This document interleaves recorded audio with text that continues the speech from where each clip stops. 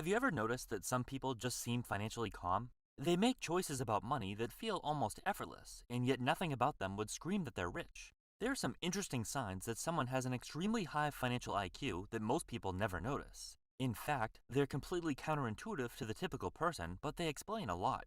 Before we get into it, make sure to hit the like button if you enjoy the content and subscribe to the channel to see more videos like this. First, someone with an extremely high financial IQ understands that nothing is guaranteed. Everything has risk, even things that look safe on the surface. For example, most people assume a government-backed savings account or a fixed deposit is completely safe. Technically, the principal is secure, but inflation slowly erodes the buying power of that money. Someone with a high financial IQ notices that and plans accordingly. Or think about a stable job. A paycheck every month feels secure, but companies can downsize, industries can shrink, and unexpected events can wipe out years of experience. We all know someone who showed up to their workplace after 30 years of loyal service only to be told they're no longer needed. They don't blindly trust that their current situation will last forever. They also look at investments differently. Stocks, real estate, even bonds carry hidden risks. Market swings, policy changes, maintenance costs, or liquidity issues. High financial IQ isn't about avoiding risk, it's about recognizing it, understanding the potential downsides, factoring that into every choice, and minimizing risk.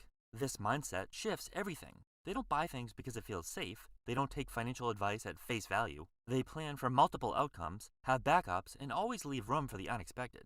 Nothing is ever guaranteed, so instead of trying to eliminate risk, they plan to reduce it. Next, another sign of a financial genius is that they care about value, not price. It's not about buying the cheapest thing, it's about whether it actually gives them what they need or opens doors later. For example, consider a gym membership. The cheapest gym might seem like a good deal, but it could be overcrowded, have outdated equipment, or inconvenient hours. Someone with a high financial IQ will pay a bit more for a gym that fits their schedule, has quality equipment, and motivates them to actually go consistently. The extra cost isn't wasted, it's an investment in their health, time, and long-term consistency. Or consider a home purchase. The price is, of course, an important factor, but what's equally important, maybe even more so, is thinking about value. Which property offers the best long-term return? Which location, features, or condition gives them the most benefit for the money spent? Which one is likely to appreciate or hold its value over time? A person with a high financial IQ doesn't just look at the sticker price, they weigh every angle, balancing cost, quality, and future potential to make the smartest choice possible. Even small purchases reflect this mindset. Buying a durable backpack instead of a $20 replacement every year, or paying a bit more for groceries that last longer and taste better. High financial IQ isn't about being cheap, it's about weighing the overall value while price is secondary.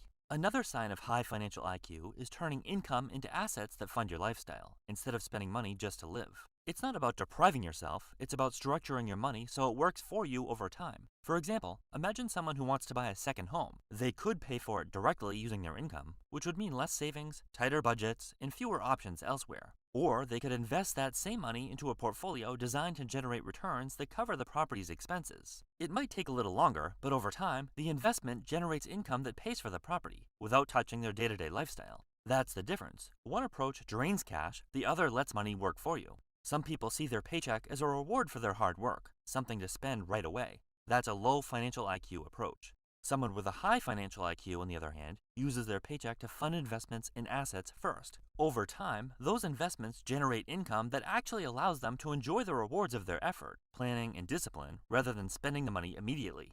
Structuring your money to generate more money instead of just funding immediate expenses is a clear sign of high financial IQ.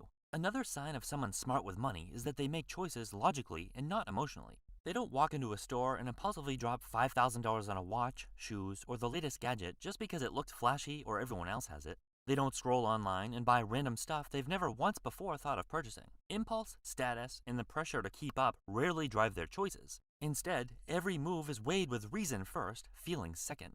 They think, does this fit my goals? Does it provide lasting value? What trade-offs am I making? That kind of thought process keeps them from making expensive mistakes most people make without even realizing it. They don't walk into a car dealership and drive off with a new car on a whim. They don't let the excitement of flashy models or persuasive sales pitches make them commit to something they wouldn't have considered otherwise. Instead, they do their homework first, researching different makes and models, comparing financing options, and calculating the total cost of ownership. For example, they might discover that a slightly older, certified pre-owned car has all the features they want, costs them less to insure, and holds its value better than a brand new model. And they're perfectly fine choosing that option because it makes sense for their budget and long-term goals. Emotion doesn't drive decision, reason does. Building on that, a person with a high financial IQ thinks in second-order effects. It's not just, can I afford this? They also ask, what does this commit me to later? For example, imagine taking a higher paying job. At first glance, it looks great. More money, maybe a better title. But a high IQ thinker pauses and considers the ripple effects. A stressful commute, longer hours, less free time, or a company culture that could make them unhappy? They see how the choice could impact other parts of their life and weigh it against the short-term gain. It's the same concept with major purchases. Buying a bigger house or luxury car isn't just about the upfront cost. It's about the ongoing expenses, maintenance, insurance, and lifestyle adjustments. They consider all consequences before committing. Even smaller choices follow this principle. Signing up for a subscription service? They think about how it affects time, attention, and money over months, not just the initial fee. In short, they consider the full chain of consequences. That foresight prevents costly mistakes most people only notice after it's too late. Someone with a high financial IQ values optionality over immediate gain. Quick wins are nice, but the ability to stay flexible and maintain freedom is priceless. They focus on keeping doors open and being able to pivot, even if it means passing up short-term rewards. That promotion with a higher salary? It is tempting at first, but if it comes with longer hours, more stress or responsibilities that prevent them from pursuing a side project or personal goal, they'll say no. They'd much rather keep their schedule flexible, live more frugally, and preserve options for bigger opportunities later. The same mindset applies to investing and spending. They're willing to live simply today, saving and investing, because it builds optionality and long-term freedom, which will pay dividends in the future, not just immediate satisfaction. They see money as a tool for freedom, not just a way to chase quick rewards. Choosing long-term optionality over short-term gain is a hallmark of high financial IQ. You know how some people think the size of their home or the car in their driveway defines them? Someone with high financial IQ doesn't let money define who they are. Their self-worth isn't tied to what they own, earn, or how others see them. Their financial choices are practical, about function, not showing off, and that consistency compounds over time. For example, they might dress neatly but in simple, non-branded clothes. They look put together, but they're not trying to signal status. Same goes for cars. They choose something reliable, not flashy. Even with investments, they don't follow the crowd. They don't buy hot stocks or trendy assets because everyone else is doing it. They ask, does this make sense for my goals? Rather than, will this make me look smart? At the end of the day, their choices are functional, not performative. That quiet, steady approach might not turn heads, but over time, it compounds into real financial strength.